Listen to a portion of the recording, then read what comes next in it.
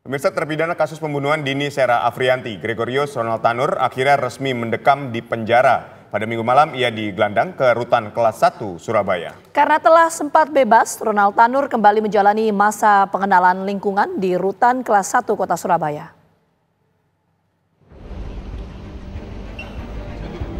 Gregorius Ronald Tanur, terpidana kasus pembunuhan Dini Sera Afriyanti, ditangkap tim tangkap Buron Jampitsus Kejati, Jawa Timur di rumahnya di Pakuwon City, Virginia Regency E3, Surabaya, Jawa Timur pada Minggu malam. Ia ditangkap tanpa perlawanan. Vonis bebas Ronald Tanur yang diputus Hakim Pengadilan Negeri Surabaya pada 24 Juni 2024 dianulir oleh Mahkamah Agung. Pada 22 Oktober 2024, Mahkamah Agung memvonis hukuman 5 tahun penjara. Putusan Mahkamah Agung pun menganulir putusan Pengadilan Negeri Surabaya. Ronald Tanur resmi menyandang status terpidana kembali. Sejak Minggu malam, Ronald Tanur telah menghuni Rutan Kelas 1 Kota Surabaya. Kepala Rutan Kelas 1 Surabaya, Tommy Elius, mengatakan karena telah sempat bebas, Ronald pun kembali menjalani masa pengenalan lingkungan.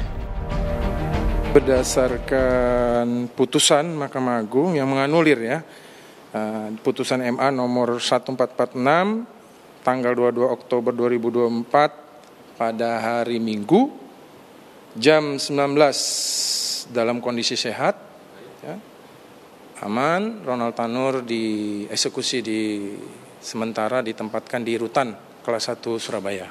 Oke. Baik, terkait prosesnya ini langsung ditempatkan atau seperti apa Pak Tommy? Iya, sama. Kita perlakukan sama layaknya tahanan dan narapidana. Memang si Ronald Tanur ini jatuh-jatuhnya berarti sebagai narapidana sekarang. Kita perlakukan sama, namun karena dia sempat bebas demi hukum dan kembali lagi, maka kita ulang lagi masa pengenalan lingkungannya. Kita tempatkan dia di blok Mapenaling namanya, pengenalan lingkungan untuk melakukan pembinaan dasar lagi, kembali lagi ke awal. Untuk sementara, Ronald Tanur belum dikirim ke Lapas Surabaya, mengingat dari pengembangan kasus pembunuhan Dini Sera Afriyanti terdapat kasus tambahan yang menjerat 5 tersangka terkait suap dan atau gratifikasi vonis bebas Ronald Tanur. Dan nanti kita ini kan mengungkap suatu tindak pidana, jadi bagaimana keterangan-keterangan yang akan muncul dalam pemeriksaan baik terhadap saksi misalnya, karena kemarin langsung didalami pemeriksaan saksi terhadap LR, ya kan, oknum pengacara itu. Nah, termasuk kepada ZR. Nah, ini seperti apa nanti posisi 920 miliar dan 51 ini, apakah ini merupakan ada keterkaitan dengan peristiwa pidana yang merupakan suap dan gratifikasi yang melibatkan Ronald Tanur. Nah, ini juga akan terus didalami.